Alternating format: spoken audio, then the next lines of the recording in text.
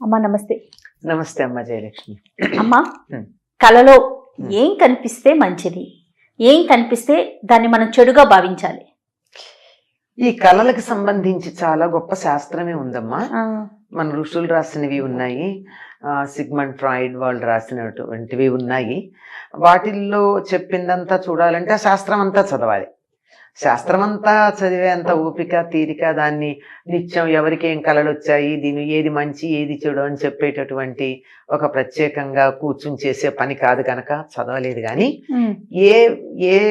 ఎటువంటి కళలు వస్తే ఎటువంటి ఫలితాలు ఉంటాయి అన్నది ఫలితాంశంగా రామాయణంలో చెప్పింది ఏమున్నాయో అవి మాత్రం చెప్పగలుగుతాను నేను. రామాయణంలో ఉన్నాయి. కానీ అమ్మ, రామాయణంలో స్ఫురించని అంశం లేదని కదమ్మా. ఆయన వాల్మీకి మహర్షి స్పృశించనటువంటి అంశం అన్నది లేదమ్మా. అన్ని విషయాలు ఉన్నాయి. అప్పుడు ఉన్నటువంటి నాగరికత, ఆ నాగరికతలో ఎన్ని శాస్త్రాలు ఉన్నాయి, ఆ శాస్త్ర విషయాలు ఏమున్నాయి అందులో చాలా మందికి అన్ని తెలుసు. పైగా చదువుకునే వాళ్ళు కూడా అందరికీ తెలిసి కూడా ఉండేవి. అంటే ఏ అంశం గురించి మాట్లాడినా ముఖ్యంగా మీరు రామాయణంలో నుంచి ఎగ్జాంపుల్ తీసుకొని చెప్తూ ఉంటారు. అన్ని ఉన్నాయి. అది ఒక కల్పవృక్షం అమ్మా. నువ్వు ఒక దాని పేరు చెప్పు, అందులో కనపడుతుంది దానికి సంబంధించిన విషయం. బాబా, అద్భుతమైన గ్రంథం. ఇప్పుడు కళలు దశరథుడు రాముడికి వివాహం అయిన తర్వాత భరతుడు మేనమామల ఇంటికి వెళ్ళిన సందర్భంలో కొన్ని సంవత్సరాలు అయిన తర్వాత, అంటే 11-12 సంవత్సరాలు అయ్యి ఉండొచ్చు అప్పటికి. అంటే రాముడికి వివాహమైన 12 ఏళ్లకి 12 ఏళ్లకి దశరథుడు ఒకరోజు సభ చేసి చెప్తాడు, నాకు కళ వస్తోంది, కళలు వస్తున్నాయి, ఆ కళల ప్రకారం నేను ఎక్కువ కాలం జీవించి ఉండను అని చెప్పాడు.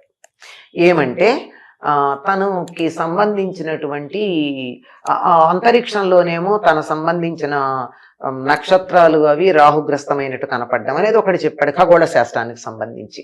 అంతేకాకుండా తాను నగ్నంగా కనపడుతున్నానని, అంటే అది తనకి ఎవరన్నా తనని తాను నగ్నంగా కనపడినట్టయితే తన మరణం ధ్రువం అని ఇంకా తనకి సంబంధించి కొన్ని చెప్తాడనమాట.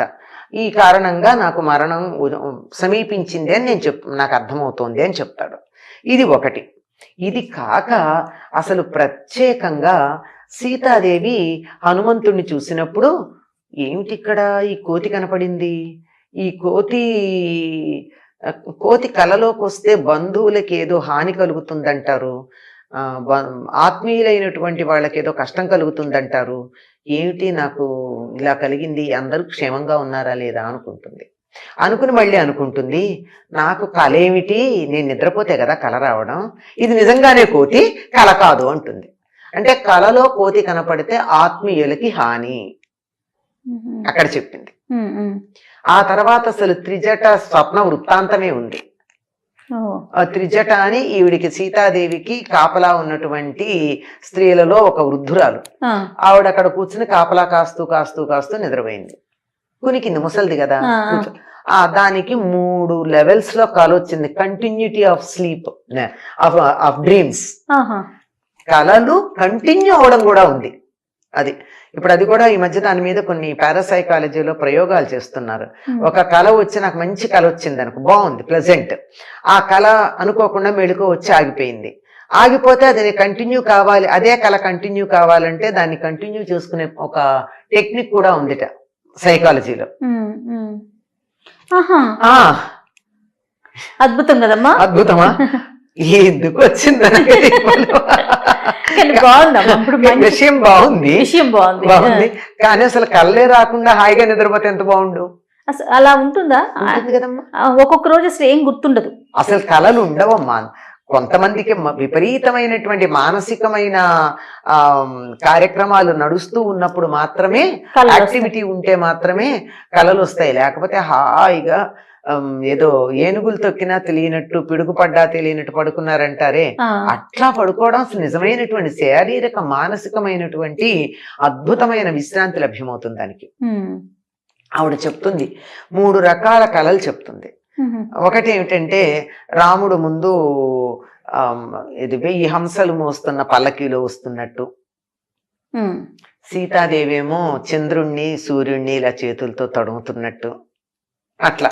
అలాగే తెల్లని ఎద్దులు కట్టినటువంటి రథంలో వస్తున్నట్టు, ఆ తరువాత ఏనుగు మీద, తెల్లని ఏనుగు మీద వస్తున్నట్టు, ఇలా కళలు వచ్చాయి అంటుంది. అంటే 3 లెవెల్స్ ఈవిడికి వచ్చింది. ఈ 3 కూడా శుభం. తెల్లని వస్తువులు వస్తే శుభం, తెల్లని ఎడ్లు ఆబోతులు అవి వస్తే శుభం, తెల్ల ఏనుగు వస్తే శుభం. ఈ తెల్ల హంసలు శుభం. ఈ తెల్ల ఏనుగు అన్నది మనకి బుద్ధుడి చరిత్రలో కూడా కనపడుతుంది. మాయాదేవికి తెల్లని ఏనుగు వచ్చి వైశాఖ పూర్ణిమ నాడు తనలో ప్రవేశించినట్టుగా కాలుస్తే ఆ తరువాత ఈయన పుట్టాడు, సిద్ధార్థుడు పుట్టాడు అని చెప్తారు. అంటే మహానుభావుడైనటువంటి వాళ్ళు. ఇది చాలా శుభప్రదమైనటువంటి కళలుగా వీటిని చెప్తారు. ఇది అయ్యాక రావణుడి పరిస్థితి కూడా ఆ త్రిజట కళల్లో వస్తుంది. నూనె తాగుతున్నట్టు, జుట్టు విరబోసుకున్నట్టు, నల్లని స్త్రీ జుట్టు పట్టుకు ఈడ్చుకెడుతున్నట్టు, రథం మించి లాగితే తల్లకిందులుగా పడుతున్నట్టు, ఆ పడ్డవాడు వెళ్ళి అక్కడ ఆ మలం ఉన్నటువంటి గుంటలో పడ్డట్టు, అందులో పడ్డవాడు లేచి అలా నగ్నంగానే వికటాట్టహాసం చేసి పరిగెడుతున్నట్టు, ఇట్లా చెప్తూ ఇలా చెప్తూ ఈయన అలాగే పరిగెత్తాడు. ఆ తర్వాత ఆయనకు ఇంద్రజిత్తు వీళ్ళందరూ తమ్ముళ్ళు వీళ్ళందరూ కూడా అట్లాగే ఒకళ్ళు మొసలినెక్కి వెళ్ళినట్టు, ఒకడు దున్నపోతునెక్కి వెళ్ళినట్టు, ఇట్లాంటి కళలు వచ్చాయి అని చెప్తుంది. ఇవన్నీ వాళ్ళ మరణాన్ని సూచించేవి అని స్పష్టంగా త్రిజట చెప్పింది. దీన్ని బట్టి మనకి ఏవి వస్తే మంచిది, ఏవి వస్తే చెడు అనేది తెలుస్తుంది. ఆ తర్వాత విభీషణుడు కనపడతాడు. ఆ విభీషణుడు తెల్లని గొడుగు కింద తెల్లని ఏనుగునెక్కి ఊరేగెడుతున్నట్టు కనపడతాడు. అంటే అది చక్రవర్తి అవుతాడు అని ఆవిడే ఆ కళ యొక్క ఫలాన్ని చెప్పింది. అంటే తెల్లని వస్తువులు శుభం, ఏనుగలు మంచి, ఎడ్లు ఆవులు హంసలు శుభం, దున్నపోతులు అంటే దాంతోపాటు గేదెలు కూడా అవి ఉంటాయి, అవి నల్లగా ఉండేటటువంటివి, మలము, నూనె, జుట్టు విరబోసుకున్నట్టు, ఇవన్నీ కూడా ఇవన్నీ నగ్నంగా ఉన్నట్టు, నగ్నంగా కనపడకూడదు, ఇలాంటివన్నీ మరణాన్ని సూచించేవి అని. కోతి కనపడితే బంధువులకు ఆపద నాశం కదా, ఆపదలు కలుగుతాయని.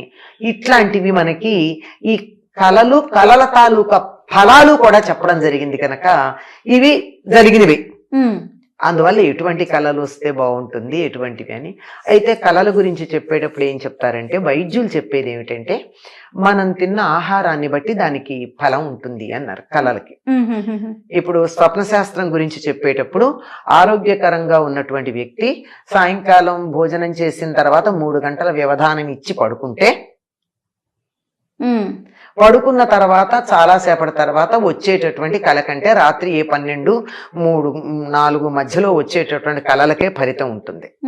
పడుకోగానే వచ్చింది, అవతల టీవీ పెడుతుంటే టీవీ సౌండ్ వినపడుతుండగా నాకు దానికి సంబంధించిన కళ వస్తే దానికి ఏం ఫలితం ఉండదు.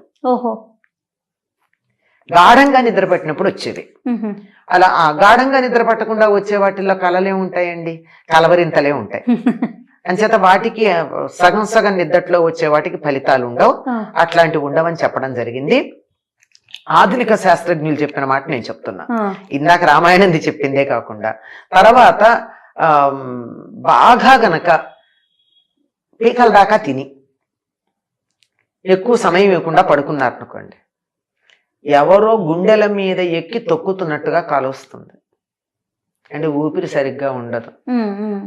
ఇక చాలా కళలు మన ఆరోగ్యాన్ని బట్టే వస్తాయి. మనం తిన్న ఆహారం, మనం అంతకు ముందు చేసినటువంటి పనులు, ఆ కళలకి ఫలితాలే ఉండేవి. వాళ్ళ పగలు జరిగిన సంఘటనలు రాత్రి కళలోకి వస్తే, వాటి కొనసాగింపు ఏదన్నా వస్తే దానికి ఫలితం లేదు. అంటే దాని గురించి మనం ఆలోచించాల్సిన అవసరం లేదు. ఆలోచించనిది ఏదైనా వచ్చినప్పుడు మాత్రమే దానికి ఫలితం ఉంటుంది. అది కూడా తెల్లవారుజామున 3:30, 4 ఆ మధ్యలో వచ్చింది తప్పనిసరిగా ఫలితం ఇస్తుంది. కొద్ది రోజుల దాన్ని సమయాన్ని బట్టి, వచ్చిన దాన్ని బట్టి, మన పరిస్థితిని బట్టి 6 నెలల్లో ఫలితం వస్తుందా, 3 నెలల్లో ఫలితం వస్తుందా, దానికి లెక్కలు కూడా చెప్తారు.